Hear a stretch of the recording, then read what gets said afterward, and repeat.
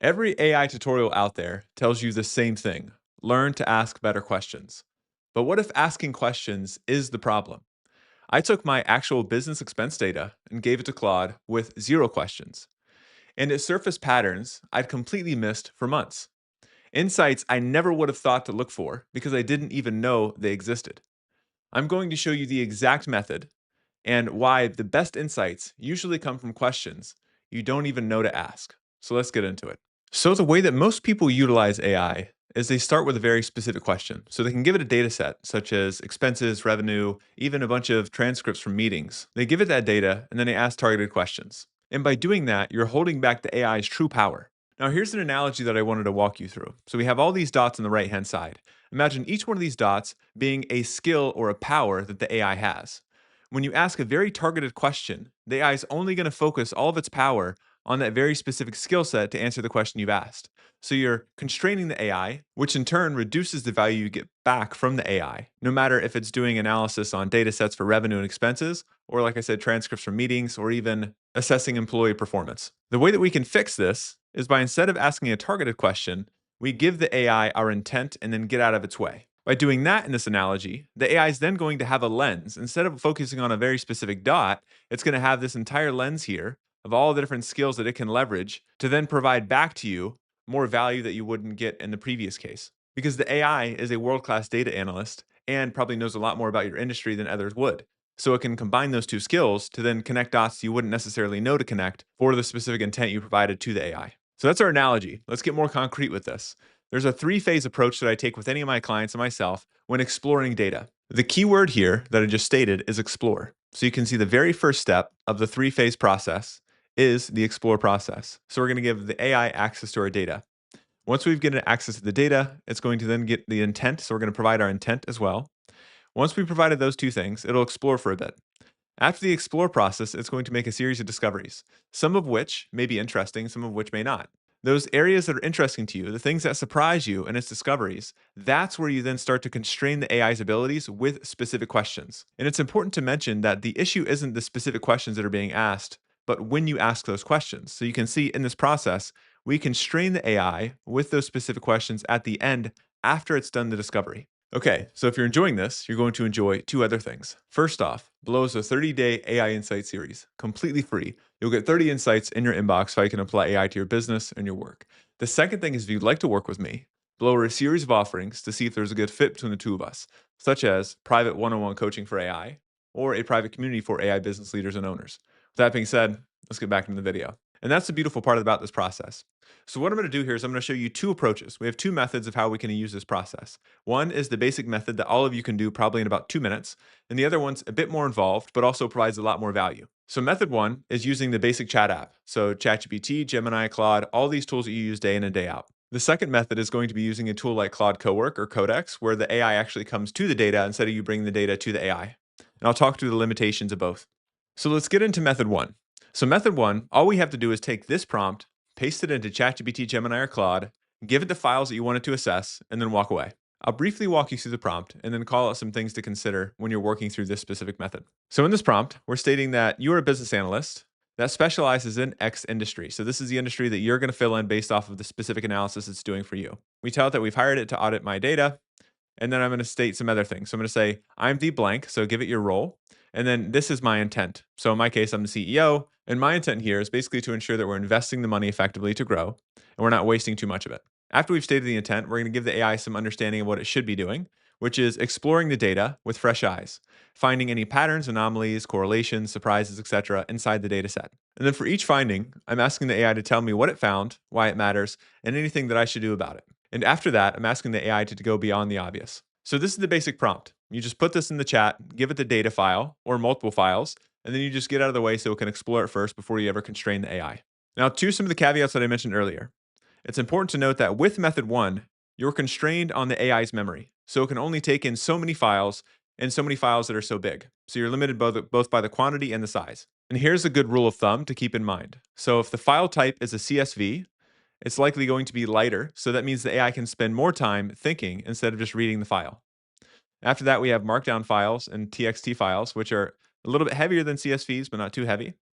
After that, we have Excel files. So these are going to be Excel, Google Sheets, etc., especially if there are multiple columns, multiple rows, and multiple tabs. Those can get extremely overwhelming for AI. So it's important to note if there is something that you're interested in inside of an Excel sheet, just download that one tab as a CSV and pass it off to the AI to do the data analysis. And then finally, we have PDFs, which can take up a lot of space in the AI's head and its memory specifically for usually two reasons. One is if the file's massive, and or if the file is very complex. So if it's a PDF that has a bunch of screenshots, annotations, complex diagrams, things like that, the AI is going to struggle more with it if it's too big. So it's important to keep this in mind, not to overwhelm it with files that are too big and or too complex and or too many files, because usually you're capped around 10 files per conversation with these tools. But note that these limitations are just for method one, not method two. So it's important to note this is just a method one thing. And then after you've gotten your response back from the AI, so you dropped in the prompt, you dropped in the data, and you let it do the analysis and exploration, it's going to come back with maybe 10 findings.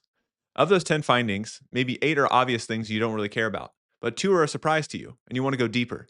And that's where we start to bring in the more specific questions and we constrain the AI to focus on that area. But remember, before we don't want to constrain it, we want to use its full capabilities. So that's why we allow it to explore first. It explored, now it's time to constrain it. So this is the first method, the chat app approach. We're using ChatGPT, Claude, Gemini, etc. But now we're going to move on to method two, which is using tools like Claude Coworker Codex. And the process is actually very straightforward and simple. It's just sometimes overwhelming because these are new tools. So the beautiful part about this is that we're not bringing the data to AI, but instead we're bringing the AI to the data.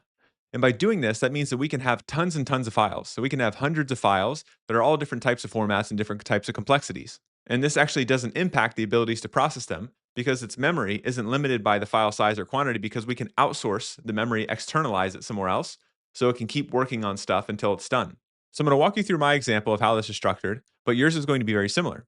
All you need to do is create a single folder somewhere on your computer. So on your desktop, wherever else, wherever you want to put it.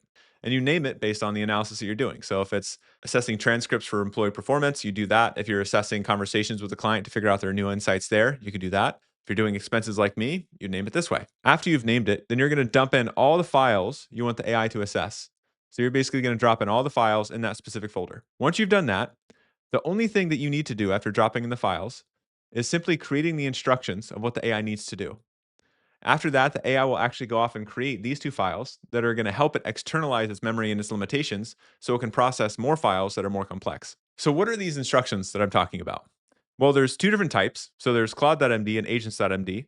In this case, I'm going to talk about Claude.md because I'm going to use Claude Cowork for this process. But if you're using Codex from OpenAI, you can use Agents.md. The process is the same. Just the name of the file is different. So instead of saying Claude.md, it's going to say Agents.md. And these instructions are actually something that you've probably used in the past. So if you've used ChatGPT, if you've used Gemini or Claude and created custom GPTs and or projects in those tools, you've probably set up system instructions. And those system instructions are basically the instructions that the AI looks at before it does anything else. And that's exactly what this does. And the instructions that I'm laying out for the AI is I'm giving it two things. I'm giving it a task and then specific rules it needs to follow. So the task here is very similar to what I just showed you in the previous prompt, where I'm stating that you're a business analyst that specializes in X industry. You fill this in.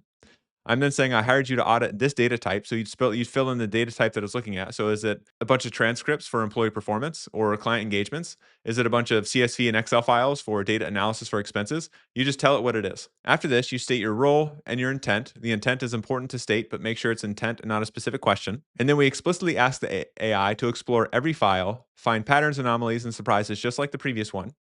And then I want you to create a findings report and rank the findings by impact. So that's the task. And now we'll go into the rules. The sole purpose of the rules here is to externalize the AI's memory to mitigate its weaknesses. Because as it works through all these files, if we have hundreds of files, its memory is going to get filled instantly. And when that happens, the memory will get wiped. And when it gets wiped, it needs to do a very specific subset of things to ensure that it keeps working through every single one of the files in a way that it doesn't repeat itself and or get lost in the thread. And the way that we can do that is with these instructions. So there's a few things we're going to have the AI do here. First off, if the AI's memory gets wiped, which it will, it needs to look at this file. So it needs to first look at the Claude.md file. By doing that, it's going to know its task and it's going to know what steps it needs to take. In the steps, we're stating that the first thing you need to do before anything else is I need you to check the to-dos file to see what work you've done so far. From there, it'll know what work has been done and what's next to work on. If the to-dos file doesn't exist when it first starts, then it's going to create that file first. And it'll then add every single one of the files it needs to process into that to-dos file. Once it's created, it'll start processing these files. And when it's processing the files, It'll basically check them off as it goes through it. So you can see we're saying to check off each one of the boxes in the to-dos file when you work through each one of the files that I've given you. In addition to creating the to-dos, I also wanted to create an insights file. So the insights file is going to be basically the findings report that I mentioned up here. So any insight that it derives as it's processing the file, it'll dump it into the insights file as well as check off the to-dos. And then finally at the end, we're saying that if your memory gets reset, you always need to read this file first, so the Claude.md, and then basically keep going through the to-dos as you make progress. And again, the sole reason we're doing this is to mitigate the weakness of the AI in externalizing its memory. And that's what this kind of flowchart shows you. So in a simple recap, the AI reads the Claude.md file. After it reads it, it's going to see the to-dos file and see what progress has been made. It then sees, okay, there's the next item on this list that I need to work on. And it's going to then work on that item, analyze the files necessary. It's going to write any insights to the insights file, and it's going to go back to the to-dos and check it off with its progress, and it'll keep working through this loop. Eventually, as it keeps working through this loop, its memory is going to get wiped. And it's when its memory is wiped, it'll then start over and look at the Claude.md and keep working through this process. It's a very simple and straightforward process for the AI. All right, so we've talked about a lot, and I want to do a quick recap on this. So the primary recap that I want you to remember from this entire video is that the order in which you ask questions matters depending on the use case.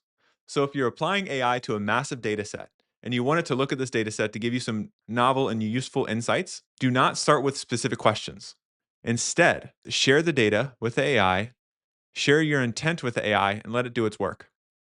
After it's done the exploration, then it's going to discover a bunch of things that you likely would have never thought to ask.